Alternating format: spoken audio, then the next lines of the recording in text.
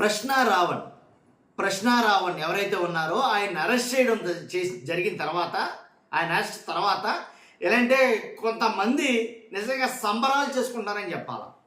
ప్రశ్నారావణ్ arrest తర్వాత ఏదైతే TV5 కావచ్చు, టీవీ5లో మరి ముఖ్యంగా సాంబా గారు కావచ్చు, అంతేకాదు టీవీ5 శివ గారు కావచ్చు, సంబరాల మీద సంబరాలు, అలాగే ఏబిఎన్ ఛానల్లో కావచ్చు సంబరాలు చేసుకున్నారని చెప్పాలి. ఎందుకు సంబరాలు చేసుకున్నారు అని అంటే కనుక ఎక్కువగా ప్రశ్నించింది వీళ్ళనే, బాగా ఎండగట్టేశాడు మన మామూలు కదైనా. కాబట్టి ఆయన గురించి లేనివి అంటే కొన్ని దుష్ప్రచారం అయితే కనుక ఈయన చేశాడేమో నాకైతే అనిపించింది.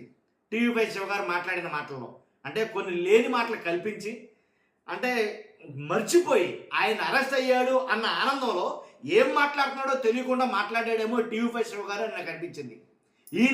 ఈయన మాట్లాడిన మాటలేంటి, దాంట్లో వాస్తవాలేంటి, నిజాలేంటి, అసలు నిజంగా ప్రశ్నారావణ్ అలాగే మాట్లాడా అంతేనా, అందుకే అరెస్ట్ చేశారా అనే దాని మీద నేను చెప్పబోతున్నా. వీడియోలు ఎంత ఉంటుందండి, ఒకవేళ మీకు ఇబ్బంది అయితే కనుక స్కిప్ చేసేయచ్చు, నేను కాదనను. కొంచెం వీడియోలు ఎంత ఉంటుంది, ఎందుకంటే వాస్తవాలు తెలియాలి, లేదంటే ఇదే దుష్ప్రచారం ప్రజల్లోకి చేరుతుంది. కాబట్టి వాస్తవాలు తెలియాలంటే కనుక చూస్తున్న మీరు మీ బాధ్యతగా లైక్ చేయండి. మీరు లైక్ చేస్తే ఎక్కువ మందికి ఇన్ఫర్మేషన్ షేర్ అవుతుంది, ఎక్కువ మందికి వాస్తవాలు తెలుస్తాయి. కొత్తగా మన ఛానల్ చూస్తే పక్కాగా సబ్స్క్రైబ్ చేయండి. మీ అమూల్యమైన అభిప్రాయాన్ని కామెంట్ రూపంలో తెలియజేయండి. ఈ టీవీ5 శివ గారు మాట్లాడే మాటలు విందాం, విని వాటికి తగ్గదు ఏంటి అనేది మనం మాట్లాడదాం.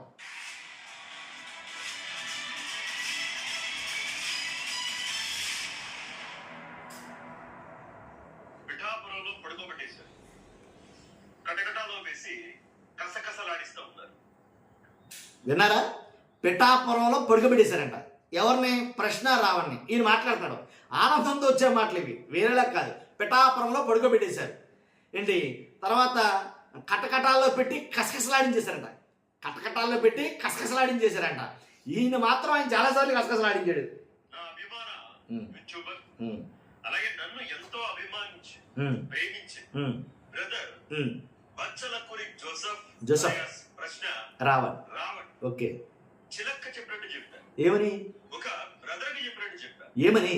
బచ్చలకూరి బూతులు మాట్లాడకు, బచ్చలకూరి భాష మార్చుకో, ఓకే బచ్చలకూరి మతాల మధ్య చిచ్చు పెట్టకు, ఇది లేదు. బచ్చలకూరి కులాల మధ్య చిచ్చు పెట్టకు, ఇది లేదు. బచ్చలకూరి సైకో పనులు సాడిస్టు పనులు మానుకో, ఇది లేదు. బచ్చలకూరి అంబేద్కర్ గారు ఇచ్చిన రాజ్యాంగపరమైన హక్కుల్ని దుర్వినియోగం చేయకు, బచ్చలకూరి అసాంఘిక శక్తిగా మారకు, ఏపీలో అశాంతిని సృష్టించకు అని చిలక్కి చెప్పినట్టు చెబితే మనోడు అదేంటిది? వాస్తవంగా అయితే మీరు కదా నాకు తెలిసి మీకు కదా ఆయన చెప్పింది. వాస్తవంగా అయితే కనుక ఆయన మీకు చెప్పాడంటారేంటి? మీరు కదా చెప్పింది, ఆయనే కదా మీకు ఎప్పుడు చెప్తాడు. అంటే ఎక్కువ అభివృద్ధి చేసుకున్నాడు అనమాట. అసలు చంద్రబాబు ఎవరు, జగన్ ఎవరు, పవన్ కళ్యాణ్ ఎవరు, నారా లోకేష్ ఎవరు, రేవంత్ రెడ్డి ఎవరు, ప్రధానమంత్రి నరేంద్ర మోదీ ఎవరు, అసలు లేదు కదా. రా బట్ అని ఒక బ్యాక్గ్రౌండ్ మ్యూజిక్ వేసుకోవడం, ఎక్కడ పడితే అక్కడ కార్లు వేసుకుని పోవడం, ఒక నలుగురు బౌన్సర్లు పెట్టుకోవడం, అంటే తనకి తానే అతిగా ఊహించుకుని ఇప్పుడు ఓచలు లెక్క పెడుతూ ఉంటాడు. బహుశా నేను వీడియో చేసే నాటికి, మీరు చూసే నాటికి అతనికి బయలు వస్తే రావచ్చు, లేదంటే 14 రోజుల రిమాండ్ కూడా విధించవచ్చు. వాస్తవంగా అయితే కనుక బెయిల్ రాకూడదు, 14 రోజులు రిమాండ్ రావాలి అని ఆయన అవసరమైతే చాలా పూజలే చేస్తుంటాడు. ఈయన టీవీ5 శివ గారు పూజలే చేస్తాడు, దాంట్లో ఎలాంటి డౌట్ లేదు, దాంట్లో అసలు అనుమానం లేదనమాట. జోసెఫ్ పైన కొన్ని సెక్షన్ల కింద కేసు నమోదు చేశారు పిఠాపురం పోలీసులు. ఏంటో సెక్షన్ కూడా చేశారు, హైదరాబాద్ నుంచి తరలించారు. పిఠాపురం పోలీస్ స్టేషన్ లో నేను వీడియో చేసిన నాటికైతే అతనైతే ఉన్నాడు.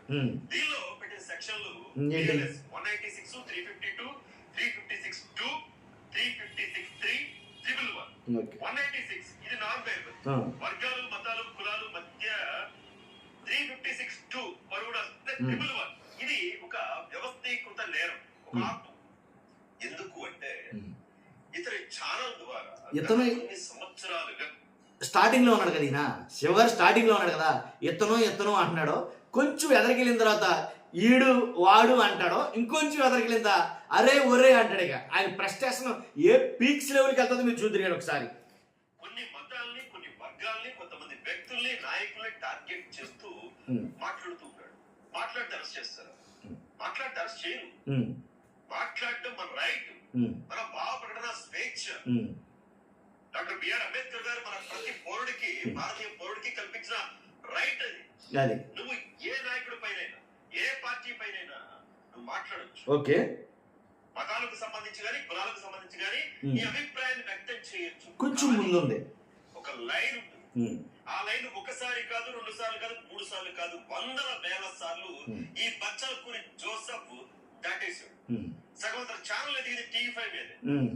నా మీద చాలా వీడియోలు చేశారు. మా సాంసరావు గారి పైన చాలా వీడియోలు చేశారు, బిఆర్ నాయుడు గారి పైన ఎన్నో వీడియోలు చేశాడు. అన్ని వీడియో చేయడానికి కారణం ఏంటంటే మీరు మాట్లాడి అన్ని అబద్ధాలని అతనికి అనిపించింది, మీరు మాట్లాడి అన్ని అవాస్తవాలని అతనికి అనిపించింది. అందు గురించే మీ మీద అన్ని వీడియోలు చేశాడు అని అయితే కనుక చెప్పొచ్చు. బిల్డప్ అయితే పునాదులే అతను తింటోందే మా మీద సంపాదించిన డబ్బులతో. అంటే వేరే ప్యాకేజ్ వస్తుంది, అది వేరే విషయం. బట్ ఇదైతే బేస్. ఏంటా ప్యాకేజు? మీకు వచ్చే ప్యాకేజ్ లాంటిదని ఆయనకి, వేరే ప్యాకేజ్ అంటే తెలియకొడుతున్నాను నేను. ఇదైతే బేస్. ఆ తర్వాత కూటమి ప్రభుత్వం టార్గెట్ చేయడం, పవన్ కళ్యాణ్ గారిని, ఇంట్లో ఆడవాళ్ళని, చంద్రబాబు గారిని, లోకేష్ గారిని అంటే విమర్శించొద్దు అని ఎవరు. ఇంట్లో ఆడవాళ్ళని మాట్లాడినట్టుగా నేను ఎక్కడ వినలా. ఒకవేళ అనుంటే కనుక అది తప్పే. ప్రశ్న రావణ్ కాదు, టీవీ5 షో కాదు, ఎవరు మాట్లాడినా తప్పే. నేను మాట్లాడినా సరే ఇంట్లో ఆడవాళ్ళ మీద కానీ, లేదా మహిళల మీద కానీ, అబ్యూజ్డ్ వర్డ్స్ కానీ, వల్గర్ లాంగ్వేజ్ కానీ ఇలాంటివి మాట్లాడితే మొమ్మాటికి తప్పే, క్షమించరాని నేరం. నేనైనా అదే చెప్తా. ప్రభుత్వం తప్పు జరిగితే ఎవరైనా విమర్శించవచ్చు. వాళ్ళ సిద్ధాంతాల్లో కొంచెం ఘాటుగా విమర్శిస్తాడు ఈయన. ప్రభుత్వ అభివృద్ధి కార్యక్రమాలు ఏదైనా అవినీతి జరిగితే ప్రశ్నించవచ్చు. వ్యక్తిగతంగా టార్గెట్, వ్యక్తిగత దూషణలు, బూతులు, ఎటు లోఫర్లు, బ్రోకర్లు, డాకర్లు, నాకుడుకులు, లంపుడుకులు, అసలు ఆ నోటికి చెప్పారుగా అలా మాట్లాడితే ఎవరు మాట్లాడినా తప్పే. కన్నా కూడా దారుణమైన నోరని. సరే వీడు మగవాళ్ళే పురుషులే అంటారా, నాయకులే అంటారా, ఆడవాళ్ళని కూడా లేత బత్తాయి, కొత్త బత్తాయి, ముదిరిపోయిన బత్తాయి అని ఆడవాళ్ళ ఫోటోలు పెట్టి మీ ఛానల్లో కూడా చాలా సార్లు మాట వచ్చింది. తెలుసు కదా, వీడిని చూశాడు. లేత బత్తాయి, ముదిరి బత్తాయి. వీడు మళ్ళా ఏమంటాడంటే మా ఇంట్లో ఆడవాళ్ళని సోషల్ మీడియా ట్రోల్ చేస్తా ఉన్నారు అంటాడు. నువ్వు ఒక ఇంట్లో మీదకి వెళ్ళడం ఎందుకు? ఒక ఇంట్లో ఆడవాళ్ళని దూషించడం దేనికి?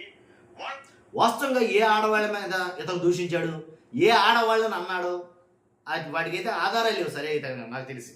పరువుని తీయడం దేనికి? వాళ్ళని బూతులు తిట్టడం దేనికి? ఎవడో సోషల్ మీడియాలో ఒక పోస్ట్ పెడితే మీ ఇంట్లో ఆడపిల్ల గురించి నువ్వంతా బాధపడిపోతావు. నువ్వు ఒక ఆడపిల్ల గురించి మాట్లాడితే వాళ్ళ ఇంట్లో వాళ్ళు కూడా అంతే బాధపడతారు కదా. వీడు చెప్పేది శ్రీరంగ రీతిలో దూరేదేదో గుడిసెలు అంటారు కదా, సేమ్ అదే.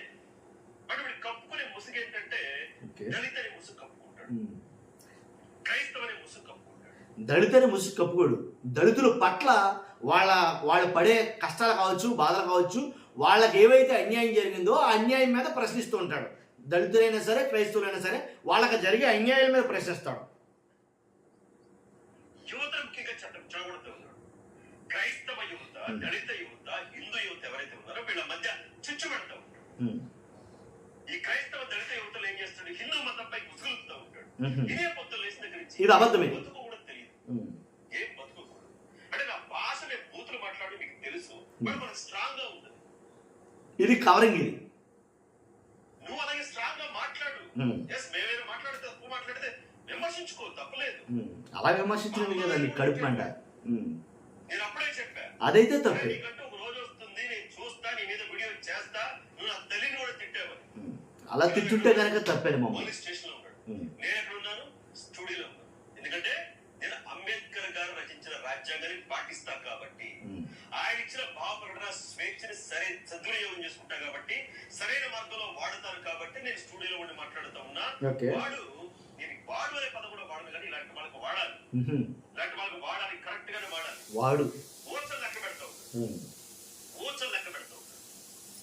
టీవీ5 షో గారు ఇదే రావణ్ గురించి అసలు వాడు అని అంత ధైర్యం ఎందుకు చేశాడంటారో మిమ్మల్ని అడుగుతున్నాను నేను. అంటే జైల్లో ఉన్నాడు కాబట్టి పర్వాలేదు, ఏం మాట్లాడినా మనకి చెల్లుబాటు అవుతుందని వాడు వీడు అరే ఒరే అంటాడంటారా?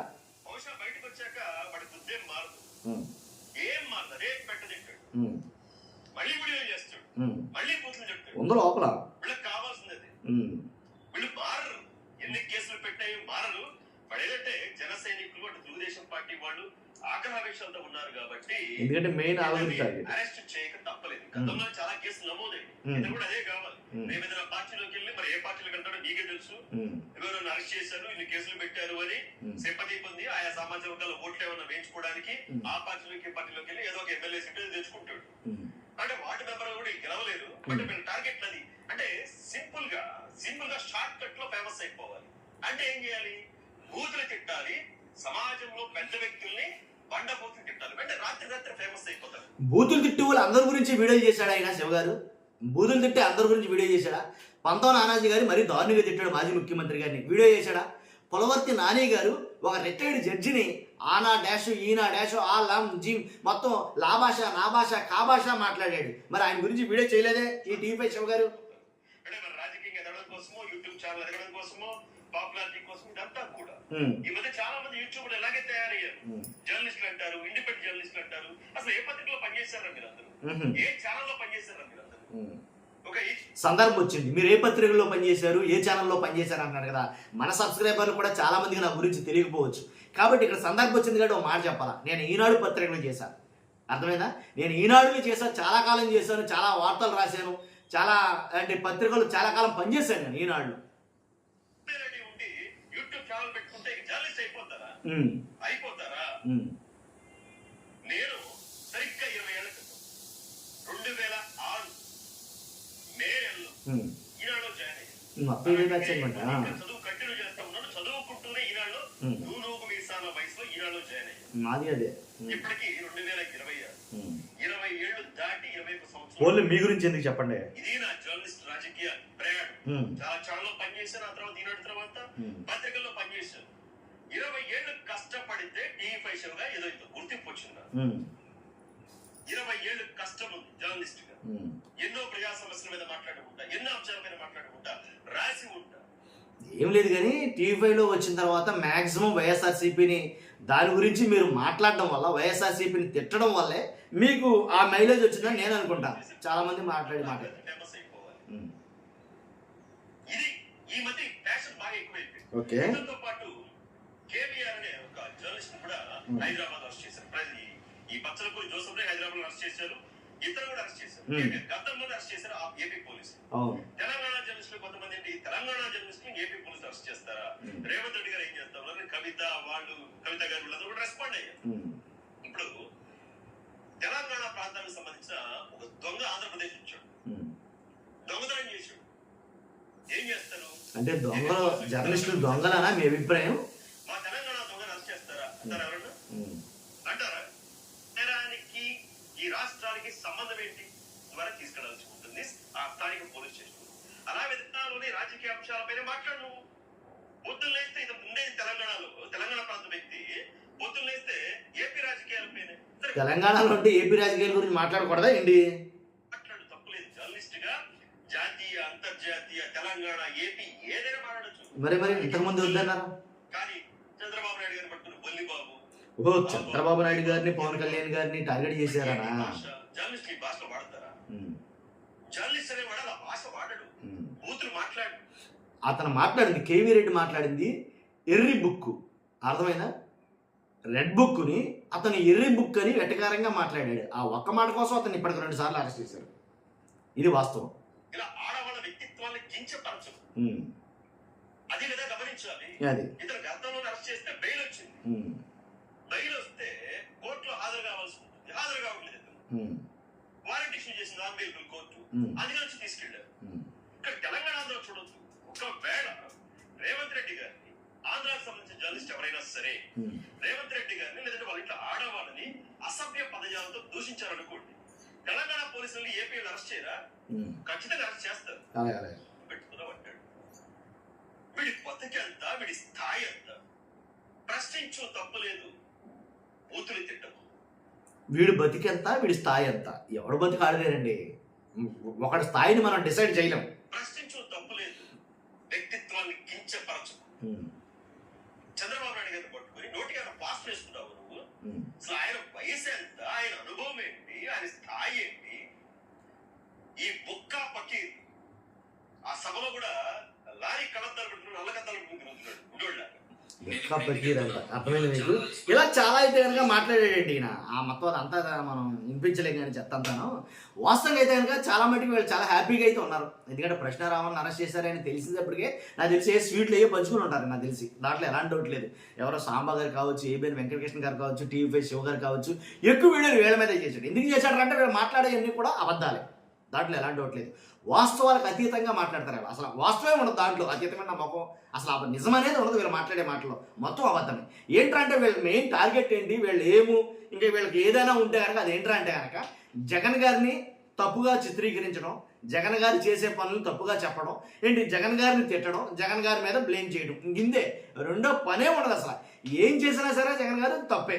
ఇదే వీళ్ళ టార్గెట్. అంతిమ లక్ష్యం ఇదే వీళ్ళది. కాబట్టే వీళ్ళ మీద ఎక్కువగా వీడియోలు అయితే చేయడం జరిగింది ఆయన.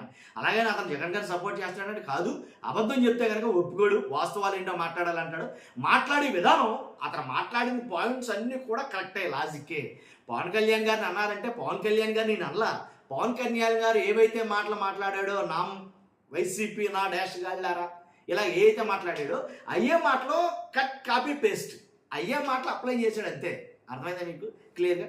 కాబట్టి ఏంటంటే మాట్లాడే విధానం వేరేలా ఉండడం వల్ల ఇదంతా జరిగింది. చూస్తున్న మీరు అందరూ కూడా మీ అభిప్రాయం ఖచ్చితంగా కామెంట్ రూపంలో తెలియజేయండి. ఫస్ట్ అయితే లైక్ చేయండి. Thank you much.